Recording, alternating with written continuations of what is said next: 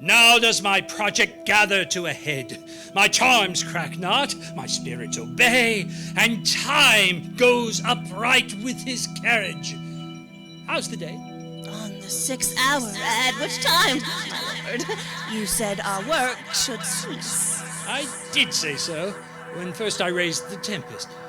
Say, my spirit, how fares the king and's followers? Confined together in the same fashion as you gave in charge, just as you left them.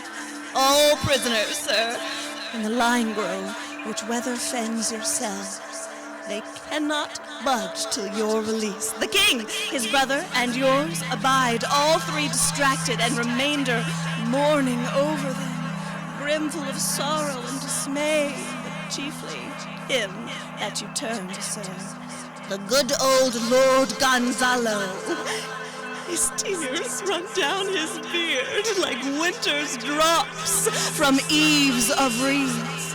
Your charm so strongly works him that if you now beheld them, your fictions would become tender.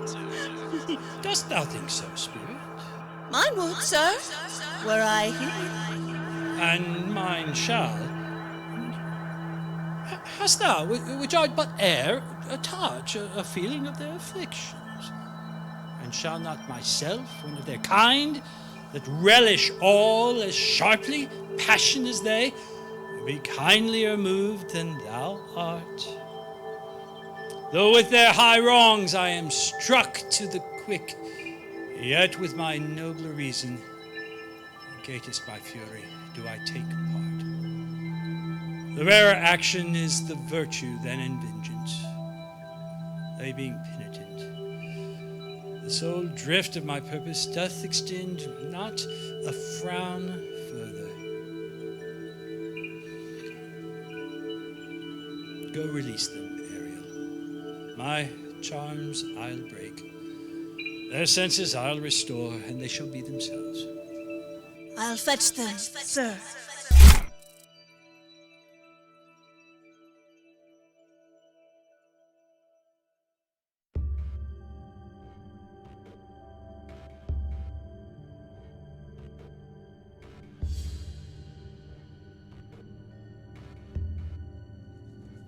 Graves at my command have waked their sleepers, oped, and let 'em forth by my so potent art.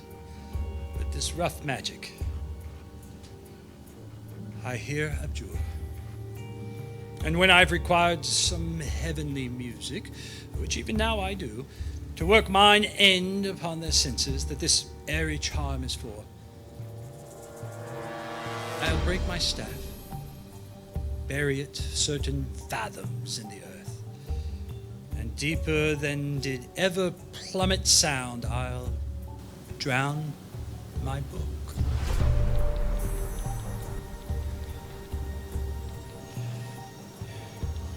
There stand, for you are spell stopped.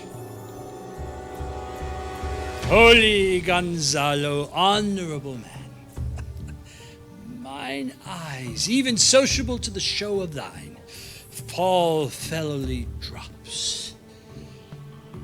Oh, good Gonzalo, my true preserver, and a loyal sir to him you followest, I will pay thy graces, both in word and deed. Most cruelly didst thou, Alonso, use me and my daughter. Thy brother was a furtherer in our act. Thou art pinched fort now, Sebastian. Flesh and blood, you, brother mine, that entertained ambition, expelled remorse, and nature, who, with Sebastian, whose inward pinches therefore are most strong, would here have killed your king?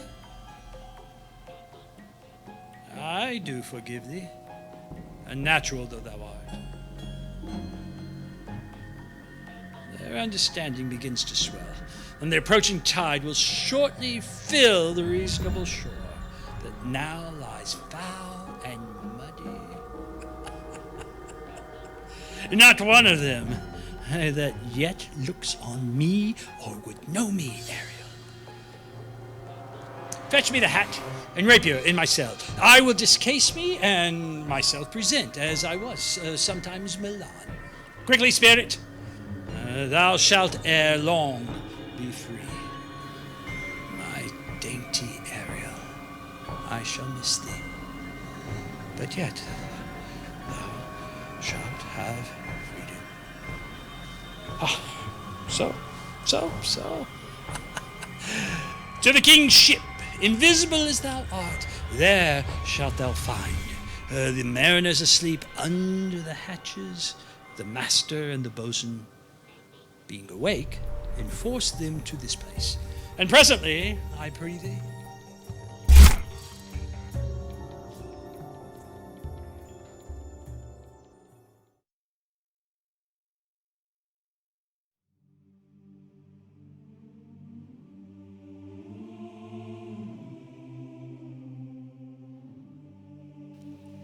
all torment, trouble, wonder, and amazement inhabits here.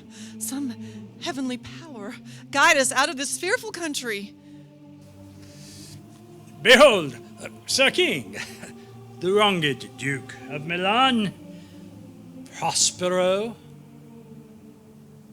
for more assurance that a living prince does now speak to thee, I embrace thy body. And to thee and thy company I bid a hearty welcome. Whether thou beest he or no, some enchanted trifle, to abuse me as late I have been, I not know. Thy pulse beats as of flesh and blood, and since I saw thee, the affliction of my mind amends, with which I fear a madness held me. This must crave, and if this be at all a most strange story. Thy dukedom I resign, and do entreat thou pardon me my wrongs. But how should Prospero be living, and be here? First, noble friend, let me embrace thine age, whose honor cannot be measured or confined. Whether this be or be not, I'll not swear. You do yet taste some subtleties of the isle that will not let you believe things certain. Welcome, my friends, all. But you, my brace of lords, were I so minded, I could here pluck his highness frown upon you and justify you traitors. At this time I will tell no tales. The devil speaks in him. No. For you, most wicked sir, whom to call brother would even infect my mouth, I do forgive thy rankest fault. All of them. And require my dukedom of thee, which perforce I know thou must restore. If thou beest Prospero, give us particulars of thy preservation. How thou hast met us here, who 3 hours since were wrecked upon the shore, where I have lost. How sharp the point of this remembrance is, my dear son, Ferdinand. I am woe for it, sir, for I have lost my daughter. A daughter? Oh, heavens, that they were living both in Naples, the king and queen there. That they were, I wish myself were mudded in that oozy bed where my son lies. When did you lose your daughter? In this last tempest. I perceive these lords at this encounter do so much admire that they devour their reason and scarce think their eyes do offices of truth. Their words are natural breath.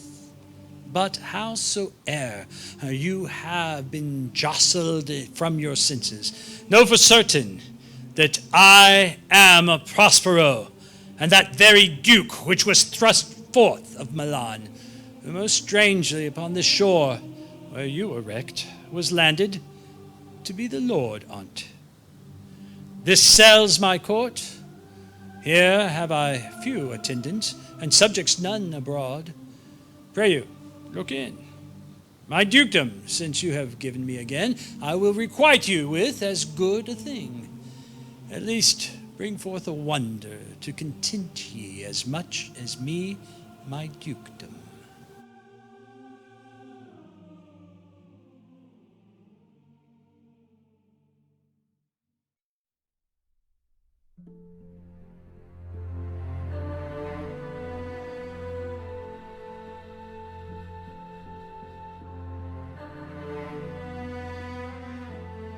Sweet lord, you play me false. No, my dearest love, I would not for the world.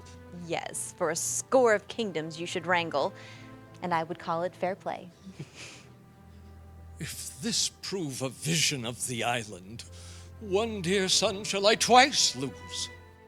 A most high miracle.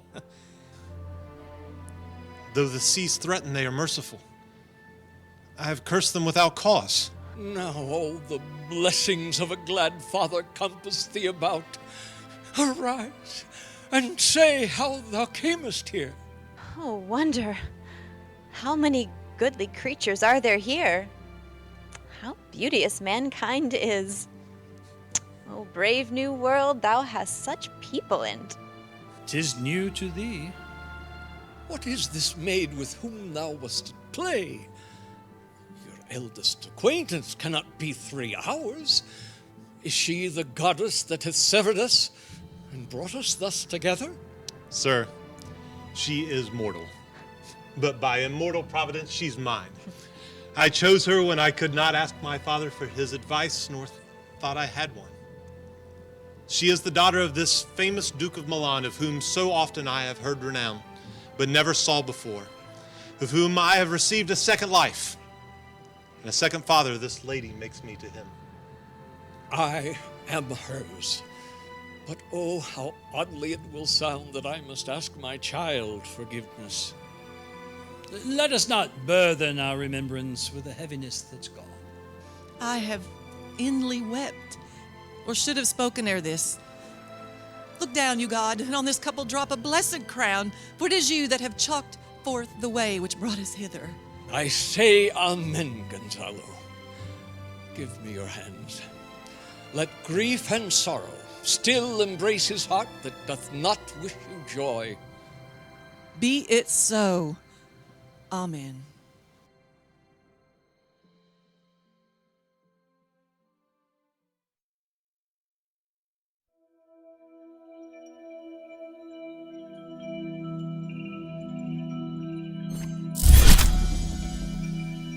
We have safely found our king and company. The next, our ship, which but 3 glasses since we gave out split, is tight and yare and bravely rigged as when we first put out to sea. Sir, all this service have I done since I went. My tricksy spirit, Was't well done? bravely my diligent, thou shalt be free. These are not natural events. They strengthen from strange to stranger. Verily. Then, sir, and ready our ship. This is as strange a maze as e'er men trod, and there is in this business more than nature was ever conduct of. Some oracle must rectify our knowledge. Sir, my liege, do not infest your mind with beating on the strangeness of this business. Be cheerful, and think of each thing well. Come hither, spirit. Set Caliban and his companions free. Untie the spell. How fares, my gracious sir? There are yet missing of your company some few odd lads that you remember not.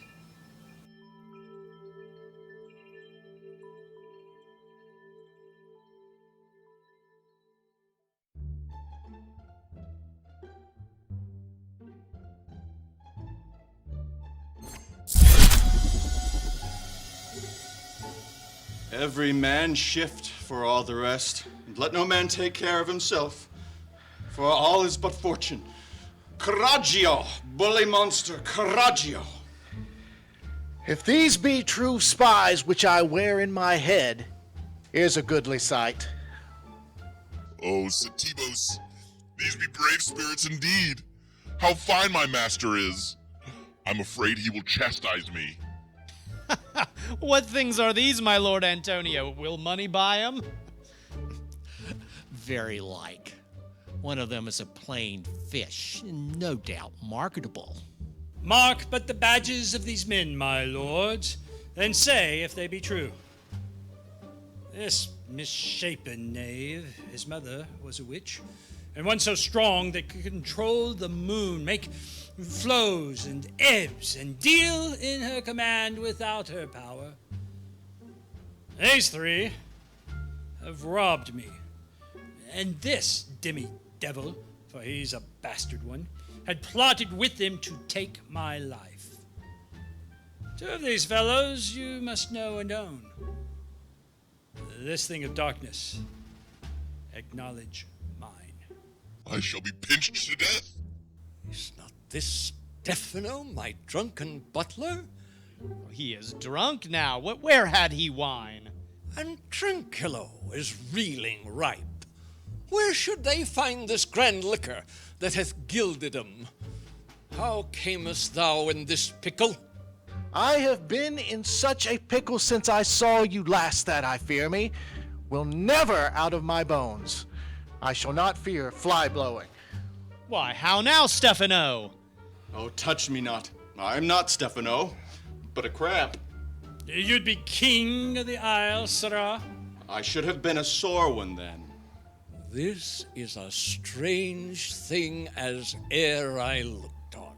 He is as disproportioned in his manners as in his shape. Go, sirrah, to my cell. Take with you your companions. As you look to have my pardon, trim it handsomely. Aye, that I will. And I'll be wise hereafter, and seek for grace. What a thrice double ass was I, to take this drunkard for a god, and worship this dull fool. Go to. Away.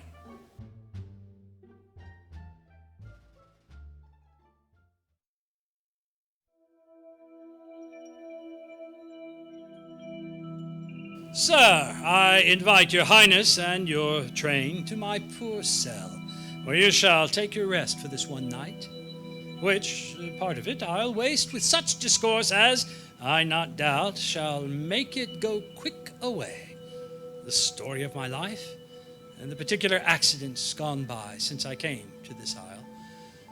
And in the morn, I'll bring you to your ship, and so to Naples, where I have hoped to see the nuptial of these our dear beloved solemnized, and thence retire me to my Milan, where every third thought shall be my grave. I long to hear the story of your life, which must take the ears strangely. I'll deliver all, and promise you calm seas, auspicious gales, and sails so expeditious that shall catch your royal fleet far off. My Ariel, that is thy charge. Then to the elements be free, and fare thou well. Please you, draw near.